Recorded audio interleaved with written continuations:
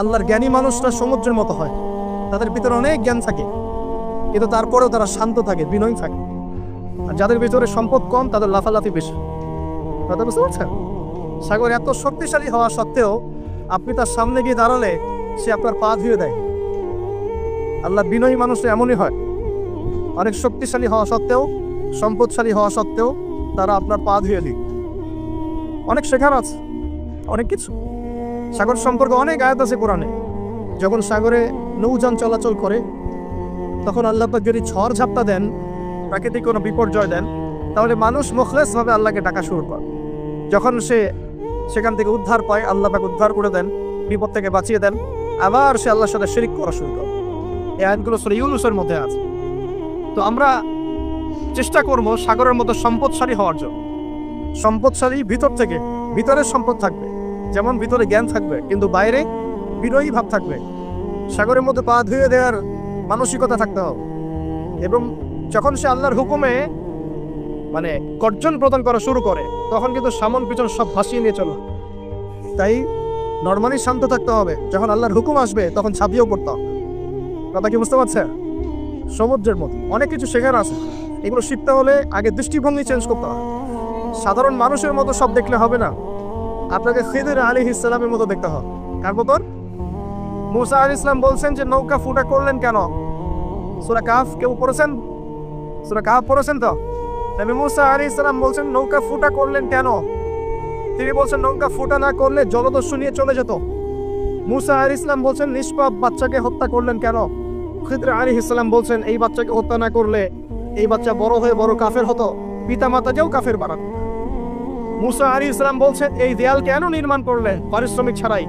তিনি বলছেন দেয়াল নির্মাণ না করলে এর নিচে থাকা সম্পদ, এতিম বাচ্চাদের সম্পদ মানুষ নিয়ে চলে যেত। তিনটা প্রশ্নেই মুসা আলাইহিস সালাম বাইরের চোখ দিয়ে দেখেছেন, খিদির আলাইহিস সালাম তার ভিতরের চোখ দিয়ে দেখেছেন। এই যুগে যদি আপনি ফিতনা চিনতে চান, সভ্যতাকে চিনতে চান, তাদের প্ল্যানগুলো বুঝতে চান, স্বাভাবিক দৃষ্টিভঙ্গি দিয়ে দেখলে হবে না, ভিতরের চোখ দিয়ে দেখা শিখতে হবে। এটা সবচেয়ে বড় কথা আজকের মাহফিল। দৃষ্টিভঙ্গি চেঞ্জ করতে হবে, তারপরে আপনি ফিতনা ধরতে পারবেন, সমাধানও খুঁজে বের করতে পারবেন ইনশাআল্লাহ। তবে বাস্তবতা কি জানেন? বাস্তবতা হচ্ছে খিদির আলাইহিস সালামের মতো মানুষদেরকে এই সমাজ মূল্যায়ন করে না। যাদের মধ্যে খিদিরের মতো অন্তর্দৃষ্টি আছে তাদেরকে সমাজ মূল্যায়ন করে না, তাদেরকে মানুষ বলে পাগল। যেমন নবী সাল্লাল্লাহু আলাইহি ওয়াসাল্লামকেও মানুষ বলেছিল মাজনুন, পাগল হয়ে গেছে। নবী সাল্লাল্লাহু আলাইহি ওয়াসাল্লামকে মানুষ বলছে সাহেব, জাদুকর, মাজনুন, ফারিকুল জামাআ বলছে, সাবেঈ, কত কথা বলেছে। আল্লাহ পাক আমাদের সবাইকে কোরআন সুন্নাহ ভিত্তিক জ্ঞান অর্জন করার তৌফিক দেয় এবং খিদির আলাইহিস সালামের মতো অন্তর্দৃষ্টি লালন করার তৌফিক দেন। এই মহাসাগরের অস্তিত্ব আছে যেটা কুরসির উপরে, এর উপরে আল্লাহ রাব্বুল আলামিনের আরশে আজিম, যেটাকে টেনে নিয়ে আসবে কতজন ফেরেশতা? 8 জন। আগে হাদিসটা শুনি। আল্লাহ পাক বলেছেন, দুঃখিত, নবী সাল্লাল্লাহু আলাইহি ওয়াসাল্লাম বলেছেন কিয়ামতের মাঠে আল্লাহ পাক 7 শ্রেণীর মানুষকে এই আরশের ছায়ায় ছায়া দিবেন। কত শ্রেণী? যুবক ভাইরা হাদিসটা খুব ভালো করে শোনেন, কারণ এখানে সবগুলো হওয়ার মতো সম্ভাবনা আপনার আছে। 7টা শ্রেণী অন্তর্ভুক্ত হওয়ার সম্ভাবনাই যুবকদের আছে, সবার নাই। 1 নম্বর হচ্ছে ন্যায়পরায়ণ শাসক। সুযোগ আছে তো? শাসন ক্ষমতা খারাপ কিছু না, কিন্তু শাসন ক্ষমতা পেয়ে যদি মানুষ ন্যায় বিচার করে ভালো, যদি জুলুম করে তাহলে আল্লাহর সামনে জবাবদিহি করতে হবে। That's all. 2 নম্বর সেই ব্যক্তি যার অন্তর মসজিদের সাথে ঝুলন্ত থাকে। কার সাথে? মোবাইলের সাথে না। কার সাথে? এখন অন্তর কার সাথে ঝুলন্ত থাকে? মোবাইলের সাথে। মসজিদের সাথে অন্তর ঝুলন্ত মানে কি? এটা কি সত্যি সত্যি গলিয়ে ঝুলা আছে? রূপকথা। মানুষ তো রূপক অর্থ বুঝতে পারে না এখন। মানে আপনি নামাজের জন্য, জামাতে নামাজ পড়ার জন্য উদ্গ্রীব হয়ে থাকেন, এটা হলো মসজিদের সাথে ঝুলন্ত হৃদয়। এরপর সেই ব্যক্তি, সেই যুবক যে তার যৌবনকালটা আল্লাহ পাকের ইবাদতে কাটিয়ে দিয়েছে। সুযোগ আছে না? আছে কি নাই? যুবকদের সুযোগ আছে কি নাই? 4 নম্বর সেই ব্যক্তি বা সেই 2 ব্যক্তি যারা একে অপরকে আল্লাহর জন্য মহব্বত করে। বয়ফ্রেন্ড গার্লফ্রেন্ড ট্রেডিশন বলা হচ্ছে না, বয়ফ্রেন্ড গার্লফ্রেন্ডের হারাম জেনার ভালোবাসা বলা হচ্ছে না। কি বলা হচ্ছে? দিনের জন্যে, আল্লাহর জন্যে দুজন পরস্পরকে ভালোবাসে, আল্লাহর জন্যই বিচ্ছেদ করে। 5 নম্বর সেই ব্যক্তি যাকে, যুবক ভাই শোনেন ভালো করে, সেই ব্যক্তি যাকে কোনো সুন্দরী নারী জেনার জন্য ডাকে, সুন্দরী উচ্চ বংশের কোনো মেয়ে নিজেই জেনা করার জন্য ডাকে, কিন্তু যুবক বলে আমি আল্লাহকে ভয় করি, ইন্নী আখাফুল্লাহ, আমি আল্লাহকে ভয় করি। এরকম যুবক আছে এখনো বাকি সমাজে? এখন তো ইচ্ছা করেই মানুষ জেনা করে। এখন তো জেনা এত সহজ, মানুষ 1000, 1500, 2000 টাকা দিয়ে জেনা করতে পারে। এই সমাজে জেনা সহজ, বিয়ে হয়েছে কঠিন। এই সমাজে জেনাটা সহজ হয়ে গেছে, বিয়েটা কঠিন হয়ে গেছে। এই জন্য বিয়ের ঝামেলা অনেকে যেতে চায় না। জেনা করেই তো আমি যা উদ্ধার করার করছি। বিয়ে করলে খাওয়াতে হবে, নিজের গায়ে দাঁড়াতে হবে, এই লাগবে সেই লাগবে। কিন্তু প্রিয় ভাই মনে রাখবেন, যদি আপনি জেনা থেকে বেঁচে থাকতে পারেন, আল্লাহ পাক আপনাকে সাক্ষাৎ মৃত্যুর হাত থেকেও বাঁচাতে পারেন। এটা আমি এমনি বলি নাই, দলিল দিচ্ছি। জেনা এমন একটা পাপ, যেই পাপ থেকে যদি কোনো যুবক নিজেকে বাঁচাতে পারে, মৌতের হাত থেকেও বাঁচাতে পারবে ইনশাআল্লাহ। কিভাবে? 3 বন্ধু যাচ্ছে রাস্তা দিয়ে, হঠাৎ করে ঝড়, বন্ধু 3 জন ঢুকে গেল গুহার মধ্যে। কিসের মধ্যে? গুহায়, যে পাহাড়ি এলাকায় আপনারা থাকেন যারা, গুহার মধ্যে। হঠাৎ করে পাহাড়ের পাথর দিয়ে গুহার মুখটা বন্ধ হয়ে গেল। এখন খোলার কোনো অপশন নাই।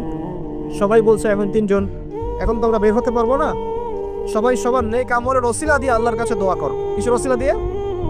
নেক আমলের ওসিলা দিয়ে দোয়া করতে হয়। হাদিস, মৃত মানুষকে ওসিলা করে তার জন্য নজর মানত জবাই করে দোয়া করতে হয়। নিজের নেক আমলের ওসিলা দিয়ে আল্লাহর কাছে দোয়া করতে হয়। আল্লাহ পাক এখন দোয়া শুনলেন। একজন বলছে, আমি আমার পিতা মাতাকে খুব খেদমত করতাম, তাদেরকে দুধ পান না করে দুধ পান করাতাম না, নিজেও করতাম না, ছেলেদেরকে করাতাম না। আল্লাহ, এই কাজটা তোমার ভালো লাগলে আজকে গুহার মুখ থেকে পাথর সরিয়ে দাও। পাথর একটু সরে গেল। পাথর আল্লাহর কথা শোনে কিনা? শোনে না? সবাই আল্লাহর কথা শোনে। আগুন আল্লাহর কথা শোনে কিনা? ইব্রাহিমের জন্য আগুন ঠান্ডা হয়ে যায় নাই? আচ্ছা, তারপরে আরেকজন দোয়া করছে, আল্লাহ, আমার এক কর্মচারী ছিল, তার বেতন বাকি ছিল, সে বেতন না নিয়ে চলে গেছে, আমি সেই বেতনটা দিয়ে কিছু গবাদি পশু কিনেছি। আস্তে আস্তে গবাদি পশু বেড়েছে, অনেক দিন পর সে এসেছে টাকা চাওয়ার জন্য। আমি বলেছি সবই তোমার, সব নিয়ে চলুন। সে বলেছে, আপনি কি ফাইজলামি করতেছেন? আমার টাকা আমাকে দেন। না, তোমার টাকা দিয়ে আমি এটা কিনেছিলাম, আজকে বংশবৃদ্ধি হয়েছে, সব তোমার, নিয়ে যাও। সে নিয়ে গেল। সে বলছে, আল্লাহ, এই কাজ যদি তোমার সন্তুষ্টির জন্য করে থাকি, আজকে আমাকে বাঁচাও। পাথর একটু সরে গেল। এবার তৃতীয় ব্যক্তি, এই ছেলে বলছে, যুবক ছেলে, আল্লাহ, আমার একজন চাচাতো বোন ছিল। কে ছিল? এই যে বয়ফ্রেন্ড গার্লফ্রেন্ড, খালাতো বোন, চাচাতো বোন। এখন তো বিচ্ছিরি অবস্থা। এখন এমন একটা অবস্থা, সভ্যতার রিপোর্টগুলো পড়ে দেখি, ভাইও বোনের সাথে জেনা করে না। ওদের ওখানে নিজের আপন পিতার দ্বারাও মেয়ে হ্যারাসমেন্টের শিকার হচ্ছে। ওরা আমাদেরকে শেখায় এখন ভালো কোনটা বলতো, আর আমরাও আমাদের মাথাটা কবে যে বিক্রি করে দিলাম। ওদের কাছ থেকে ভালো মন্দ শিখতে হচ্ছে, কোরআন সুন্নাহ বাদ দিয়ে ওদের কাছ থেকে ভালো মন্দ শিখতে হচ্ছে। তো চাচাতো বোনকে সে খুব ভালোবাসতো, তাকে সে পেতে চাইতো, মানে তার সাথে সেক্সুয়াল সম্পর্ক করতে চায়, সোজা কথা বল। এখন সেই মেয়েকে অনেক প্রস্তাব দেয়, সে মেয়ে রাজি হয় না। শেষে বলে, যদি আমাকে 1000 বা 100 স্বর্ণ মুদ্রা দিতে পারো, দিনার, তাহলে আমি তোমার সাথে সেক্স করবো, মানে জেনা করবো। নাউজুবিল্লাহ। তো সেই ছেলে অনেক কষ্ট করে এই টাকাগুলো বা এই দিনারগুলো অর্জন করে, কামাই করে, দিন রাত পরিশ্রম করে, ঠিক আপনারা যেমন করছেন না। তো এরপর সে তার স্বর্ণ মুদ্রা দেয়, দিয়ে বলে যে এখন আমাকে আমার কাজ করতে দাও। তখন সেই মেয়ে রাজি হয়।